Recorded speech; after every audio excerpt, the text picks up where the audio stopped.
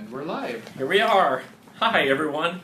My name's Kirk Getzinger with Omaha Advertising. I'm here with Tom Luke with Luke Direct Marketing. Hi, everybody. Welcome to our live broadcast today. Today we're talking about the importance of email marketing and why it truly is the most effective way for you to promote your business. Right. It is the most effective digital marketing strategy. I know a lot of people find that hard to believe. There are so many, with social and everything, digital marketing is huge now. So I think a lot of times customers forget how powerful email can be. Yeah, it really is, and I know I have clients who use it every week, and their whole plan, their whole marketing plan is based around that email, and really where that comes from, where the messaging resonates throughout the whole week, or in this case, maybe the monthly campaign. Right. Yeah, a lot of the retailers are big, with email marketing, and they pump out the emails every week. We put together some stats. Yep. Just right at the beginning here to show people or to tell you, how important it is. Click-through rates are generally 47% higher for business-to-business email campaigns compared to business-consumer campaigns. Now, that's not to say that they don't work really well for business-to-consumer too, because they do. Especially if you have a really a group of email, a list of email with people who are truly passionate about your product or service. Right. 59% of business-to-business marketers say email is their most effective channel in terms of revenue generation. Mm-hmm. Now, I think a lot of that too, a lot of times for revenue generation, we create special landing pages on our websites to help convert that business. So we send an email, they have a link from the email to a landing page on a website that's built specialized to convert. And that's something that we can, help with as well. And that's really the most important part about these email campaign, these different systems and tools out there, is that they tell you how well you're doing. Right. Yeah, the stats have really improved in these things. Welcome emails, which I know on Constant Contact, which we are both solution providers for right. Constant Contact.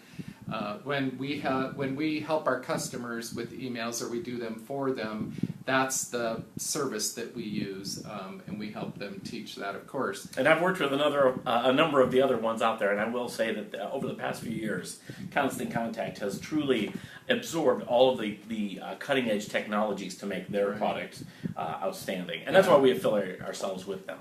Yeah, but their latest generation for their email, the drag and drop interface, is just so simple to use. It's wonderful. But they do have an automatic welcome email, and welcome emails are incredibly effective. On average, 320% more revenue is attributed to them on a per email basis than other promotional emails. So say you have sign up for my newsletters or special offers on your website, and somebody signs up there, you automatically have a welcome email go out then after that, and that can be huge in sales, getting them while they're interested right away. Absolutely. And I mean that's when that's when somebody is on your website and might hit the welcome email. It could be through Facebook, also through a subscribe button on Facebook, Right. and they immediately automatically receive that email, welcome them to the list. So you kind of get them while they're hot, kind of thing. That's true. While you have their attention. If you send an offer, then follow up to that welcome email. The conversion rates are really high to that. Yeah. Segmentation of your list for in your email campaigns has an open rate that's 14.32% higher than non-segmented emails. So we all have multiple lists, in our email platform. So if I'm doing an offer for Facebook, I might want to only email my Facebook list rather than my email list or my website list. Or maybe you'd have a cheese producer of cheeses, and maybe one would be more interested in cheeses. So you have a list that's geared towards them, because segmenting your list is super important. And keeping the different individuals kept track of who's most interested in that potential product. And sometimes it can be prospects versus prospective buyers Yes. versus customers. So if you already have a customer, you may want to treat them differently in an email than you would a prospective buyer. So you have a list of prospects you might want to treat differently. If you just group everything all together, ultimately somebody's going to get an email that they really don't need or perhaps might not be even interested in. And that's what it's all about, is really gearing that message toward the right audience. Mm-hmm. Now, I didn't even realize this till I was doing a little research on it, but the number of email users in the United States was projected to grow to 244.5 million by the end of 2017 and 254.7 million by 2020. So email is in no way slowing down. If anything, it's growing. Absolutely. And even the millennials prefer email on their phones over any other. I mean, they all deal with the email on their phones now. Yeah. So it's growing. It's not slowing down by any means. It's here to stay. It really is. And that's not to say that direct mail is out. There's still a good place for direct mail, but definitely email marketing, you get that quick return on investment. Right. And return on investment in average for email marketing was $44 for every dollar spent. That's amazing. That is crazy, the number of... Now, I have to imagine that $44 mark, that's people that are actually doing the segmenting. They're doing personalization. They're doing the right things with their email to get to that level. They're not just sending out group emails once a month. Yeah. So we're talking, sophisticated emailers are averaging that. And subject lines. What is it when you get that email? Yeah. You want to have... tell us a little bit about your theory on subject lines. I've got mine too. Everything you'll read on subject lines says that it is the most important thing, and it is because it's what they first see, and it's what grabs their attention to determine whether they open that email or not. 47% of email recipients open the email based on the subject line. And a few tips too with that. So let's say that again. That was 47% of people who receive the email open it based on what the words are in that subject line. Did it speak to them? Because I receive probably 100, 150 emails every day. And it's that subject line is really that first touch point. Is if maybe it'll catch your interest. Some of the tips I know that we've been trained not to use. Don't use all caps, but use really intriguing words in there that'll catch their attention. The word free increases response. Yeah. New. There are the word urgent, important, alert are all proven to increase open rates. On Constant Contact, they recently offer an A/B split test on the subject line. So you literally can, test if you're doing the same repetitive offer, either monthly or quarterly. You can test subject lines to improve which one will work better and just keep testing to try and beat it. So that would be a great thing to do to get your open rates increased all the time. And also to kind of develop your voice for your subject lines and that introductory sentence too. Right. Because not only do you have the subject line, but you also have the sentence underneath it that is the first to show up. Just like on Facebook, the fewer characters you use in that subject line, to get that reaction or to get that open rate, the better. And it says emails with a subject line of fewer than 10 characters saw an increased open rate of 58%. Yeah. So less is more, but it still has to grab their attention. So that less has to be really good. And if you're doing a special offer, one of my clients does an email exclusive offer that no one else can have unless they receive that email exclusive. So that's one of our headlines, email exclusive. And these customers, they count on it every month. And then they take it in and show it on their phone, or they can print the email off. Right. Now emojis do increase response rate too. It says, where did I have that here? 56% of brands now use emojis in their subject line to increase those open rates. So they're everywhere. It's same on Facebook. If you use them in your copy on Facebook, they improve response as well. Yeah. And the emojis, of course, are the little smiley faces, the different characters that you can add to your text. So building an email list. Yeah. It's super important for all businesses. Whether you're selling a widget or a product or a service, whatever you're doing, having a larger email list, just gets you in front of more people. So there's some ways. How do we build an email list? How do you get your email list larger? And that really is the first question when a new client, or maybe a client that's interested in starting email, they're like, I don't have a really well-established email list. So what we first do is say, well, do you have a LinkedIn account? Because if you have a personal LinkedIn account, you technically have access to those email addresses of the people who have connected with you. So you can download that email list as an Excel spreadsheet. I know you've done that all the time. I have too. First thing I say to customers too, if they don't have one, is to try that. Of course, your customer database is another one too. Maybe your point of sale. Right. Yeah. Literally everybody I meet with, if I have a prospect come in and we meet to talk about doing business for them, they automatically go on my email list. If I go to a business referral group meeting, anybody I meet out and about on business, I get their cards. They all go on my email list. Both Kurt and I teach classes. I teach Facebook and email classes, and he does video and email classes. So every time we would teach a class at DoSpace or wherever it might be, we get people to sign up for that class, and we get their emails that way, and then they automatically go on our email list as well. Online webinars are great to help build an email list. I have a couple clients where we do loyalty programs. Bagel Bend would be one of them, where if you go in and you buy 12 times from them, you get a free dozen bagels. So we get them to sign up using their loyalty program and get their emails, and then they go on their email list.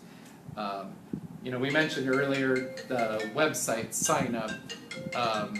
On the website, most websites we have a sign up for email offers or newsletters.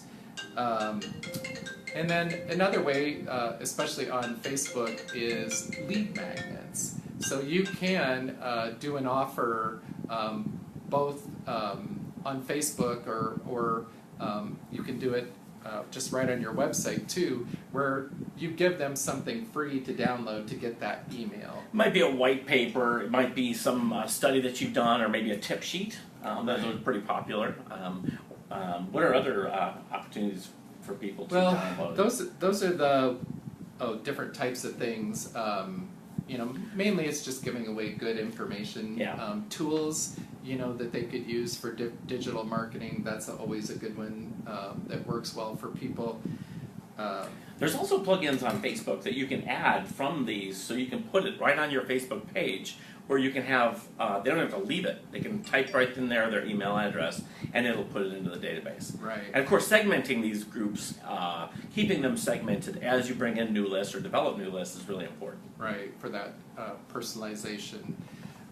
So those are some ways that can help you build an email list, but I would just really try to do the best you can with that, and just try to get an email from everybody that you think might want to buy your product or service. And a lot of times they'll share your emails. I've had a lot of people do that with mine in the past. Another big question we always get from clients is, when do I send my email? What's the best time of the day or the week? Right. Well, the latest stats, and this changes periodically, I find, says Tuesday is the best day, Thursday is the second best day, and I've kind of always done Tuesday, Wednesday, Thursday, never Monday or Fridays. So Tuesday, they're saying, is the best day now, and they're also saying from a time perspective, they used to say 2 p.m. now, they're saying 10 a.m. And that's probably really depends on what you're selling and who you're contacting to keep that in perspective. Yeah, and if you're emailing a lot, you can test that, and certainly, Yeah. you can split half your list and mail part of them at 10 and part of them at 2. I've done split tests by list where we just cut the list in half and tested it head to head at different times or different days to see how that works. But you kind of have to have a big enough list to pull that off. Well, and two, if you're having say for instance, you're having a sale on the weekend, you might not want to send out that email on Tuesday, because if they get the email on Tuesday and your sale's on Saturday, theoretically they wouldn't shop with you. They'll hold off the potential of them shopping those other days. Yeah. So maybe that email for that sale should go out a day before, or 2 days maybe before. Thursday Yeah. would be good in that case. So, everybody knows now that when you do emails, and certainly Constant Contact has incorporated all of their email templates now are mobile responsive. So they'll show up on both smartphones and on tablets, and they'll just kind of restructure themselves so that they're legible there. But because of this, less in your email, where we used to do large newsletters, that's really kind of become a thing of the past since mobile has come into play at such a large level, because the viewing devices are smaller, so there isn't as much room to see the content. So as a result, the best responses are lower. Well, in font sizes, when you design it, I used to always design my emails to go out at about 11 point. But now, because with mobile, you want to go at least probably 16 point. Yeah. So it might look a little different, and that's the cool thing about responsive emails, is that it resizes things so that it shows up in your computer screen difference from your mobile device. Right. Readable on both. 54% of total email opens occurred on mobile devices now, or tablets. 41% on mobile, 11% tablets, and 48% desktop. So you really have to take a look at where people are opening your emails. 3 out of 10 users subscribe from the list if the email is not mobile optimized. So you'll lose subscribers if they're on a mobile device and they can't read your email. They'll just opt out. And really, unsubscribing is not, don't take it personally. It happens when you build a list. You do lose some. It could be maybe they received 2 emails from you. Maybe they have 2 different email addresses. But I've had clients before, they're like, oh my gosh, these people, and they knew the email address, and they were upset. They took it personally. It happens. They might have received multiple copies of it to different emails, and so they just want to receive one. Well, yeah, I think attrition is natural for all businesses. So, Kurt's absolutely right. I've had clients really be offended by when people opt out. Expect it. Yeah. It happens to all of us. That's why you got to keep growing your email list. People's lives change, their jobs change. Maybe they've already bought what we're selling. There's a lot of reasons people opt out. Please don't take that offensively. Expect it. It's part of doing business. And really the big thing is to stay away from is setting out messages so you become spam. So you don't want them to mark you as spam, because that's when you're talking about real problems. Go ahead. So one interesting thing that I found was men and women equally convert opening emails when they're on a desktop. However, on a mobile device, women are more likely to open more on a tablet, and men are more likely to open on a smartphone. That's interesting. Huh. Which I had never read that. So I don't know if more women have tablets or what that's about. Yeah. But that's a fact. Huh. And that's kind of the cool thing too, is that when you send these emails, it'll tell you what type of device it was opened on, Right. be it a desktop or a different mobile. Exactly. The behind the scenes thing after you send your emails, be it Constant Contact or other service, to go in and look at the analytics of what's happening is pretty impressive. So personalization in your emails, when you upload your emails into Constant Contact, you can also put the first and last name with it. So then you have the ability to address somebody by Tom or Kurt in the email and personalize it. So there is a 5% increase in open rates if you personalize. So I would always do that if the email you're doing has a reason to, address somebody as an individual. Not all of them do. So be careful you spell it right. I have a strange spelling of my last name. And so be sure if you're going to personalize it that you do know that you have the correct spelling on their names. So in automated emails, when I teach a Facebook class, I already have a set of 5 emails that are set up that once I upload the class emails, these 5 emails start and they'll go out at whatever day increment. Each of those emails has a purpose to gain trust, to answer their frequently asked questions. So you're addressing any issues that might keep them from wanting to buy your product or service. So automated emails have a 70.5% higher open rate and 152% higher click-through rates. So it's highly effective. If you need help, knowing how to set that up, that's something that we can help you with. Just let us know. It really is just about adding a script to it, putting a script in and setting that message, that welcome message. Yep. And knowing how many and when, in what time, day you want them to go out to people. So open rates, in 2017, the average open rate across industries was 24.7%, and the average click-through rate from the email to your website was 4.19%. So that's across all industries. Some are higher, like pets is the #1 industry. Who doesn't love puppies and kittens? We all love pets. Of course. I have a horse, he's got dogs. So yeah, if you're in the pet industry, email's definitely for you. So content in general, what should I put in my email? We know adding video can boost your click-through rates by up to 300%. So just like on social, video is that 4 times better. It's the same way in emails. So putting your videos in your email again is really works really well for you. And really, you can't embed we have to clarify that. You can't embed a video into the email. That's not possible yet because of the huge file size. So when you do, you're usually doing a screenshot and you're pushing them over to maybe your YouTube channel or somewhere on your website. Or if you have it on your website, it could be either place.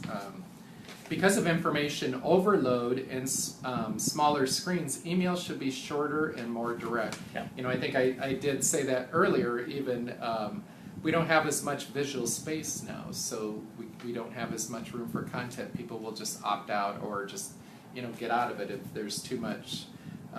So in general, they're saying about 20 lines of text and 3 or fewer images get the best overall click-through rates. Yeah. Short and sweet, to the point. Back to the information overload. We are, if you look back a number of years, the amount of messages that we would receive as Americans was nothing compared to today. We have advertising, we have messages coming to our phones all the time. We are at overload. So if you respect their time and you're to the point, you'll see a much. And you make it engaging. Engaging. That's absolutely right. We are lucky we have writers on staff that can write wonderful, snappy, creative, clever copy that helps us. Of course, the type of content, the quality of content. If you have somebody that can review that or that writes really well, that's going to work better for you from the heart, genuine and sincere always. Yeah, authentic is the word I like to use. Since Kurt and I both are solution providers for Constant Contact, we always have an email sign-up deal available. Connect with either one of us, him at Omaha Advertising or me at Luke Direct Marketing, and we can get you signed up, for the best deal or offer at any given time. And if you'd like to sit down and consult with either one of us, about email marketing and what would work for you, give us a call. We would be happy to do that. The cost is so so minuscule compared to any other advertising It source really out there. I is. mean, it's just ridiculous. If you go to Constant Contact and you just go look at the pricing, compare that to direct mail. Because with direct mail, you've got the cost of course, the creative. You've got the cost of printing. Envelopes you've got, and then postage. So you can't touch it. I mean, it absolutely. If you start emailing, not only will you see an immediate response, Yeah. but I'll end on one thing, and that's consistency. Yeah. No matter which medium you choose, whether it be Facebook or email or both, Instagram, whatever it is that you're doing, the consistency factor really pays off. That's right. So once you start, be consistent, and that'll prove out and help generate business for you. and that goes with everything. It's always people want to be. They want to see that. There's a little bit of a trust factor. Yeah. So All right. very good. Can you think of anything else? I think we're good. So thank you all so much for staying in and listening to our live broadcast today. And we try to do these, weekly or at least bi-weekly to provide tips on our products and services. So And we're always happy to talk about, sorry to interrupt, we're always happy to talk about a subject that you might be interested in. So if you have something that you'd like us to either talk about from our own experience or even research, we can look it up, because we're always trying to stay on the cutting edge. right. Thank you so much. Have a great weekend. Thank you.